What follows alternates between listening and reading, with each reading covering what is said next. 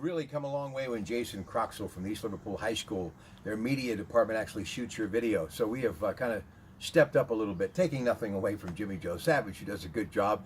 His lovely bride, Mimi Tambellini, here he is, soon to be saying goodbye to East Liverpool. We'll be partying here in a couple of weeks if I make it, folks. But we'll be here enjoying the graduation of this young East Liverpool athlete.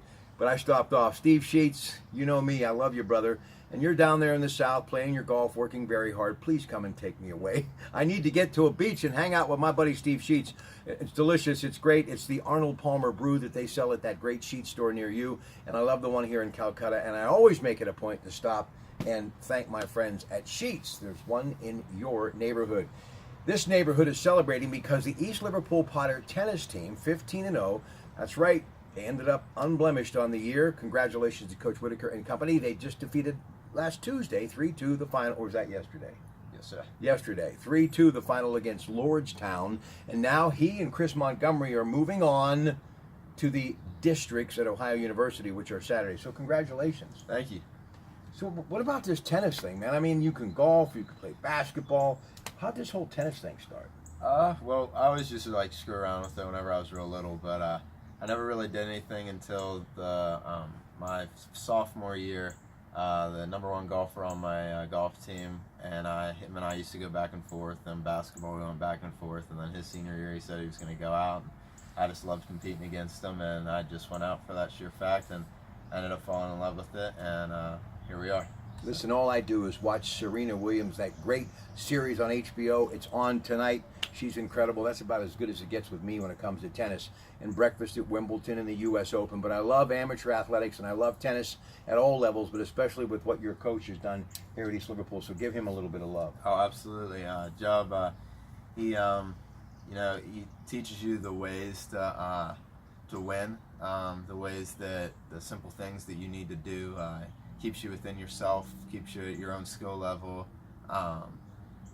Shows you different shots that are consistent that can help you, and I think that's what helped us a good bit on how to get fast results, and really helped us. I have to come to Eastern Ohio to talk about the Cavaliers. You know, I love LeBron James.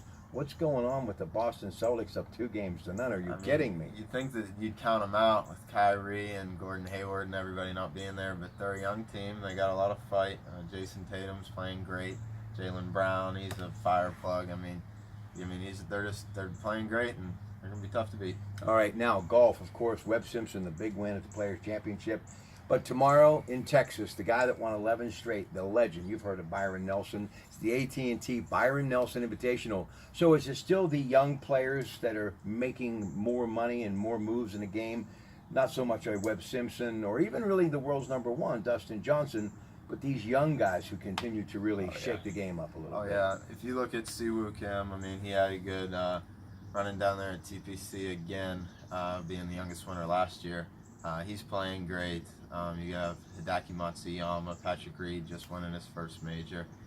Jordan Spieth, obviously. Justin Thomas, he can go low whenever. And right now, it is their game. And you're going to have, not saying that those old guys can't win. Golf's a great game to where anybody can. Those old guys. But, Thanks, kid. The younger generation has stepped up a lot. And, nobody's out of it. Her baby boy is graduating. Hard to believe. We love him to death. We're happy. So what are you going to have to eat here for that big graduation bash? Some good food? Yeah, some barbecue. Nice.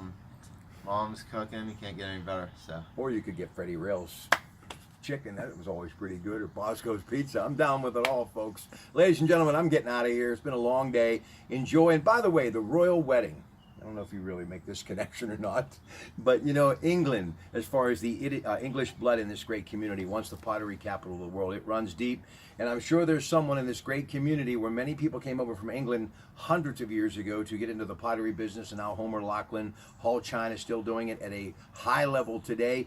There's probably a bloodline connected to Prince Harry and Queen Elizabeth somewhere. I know Lucille McKinney, a good friend, my friend Sam McKinney's mother, very proud of her English heritage, and so many others. So, chitty-o, pip-hip, and all that sort of rot, and enjoy the royal wedding. And don't forget, you can watch it if you got Comcast, or you can tune in, and I'll be talking about it Saturday morning at 5 a.m. on KDK Radio, and CBS Radio News will have all the stuff that you need to know as well throughout the day. And nothing but the best to Prince Harry and Meghan Markle from your Pratt Pack. That's a wrap. Good night.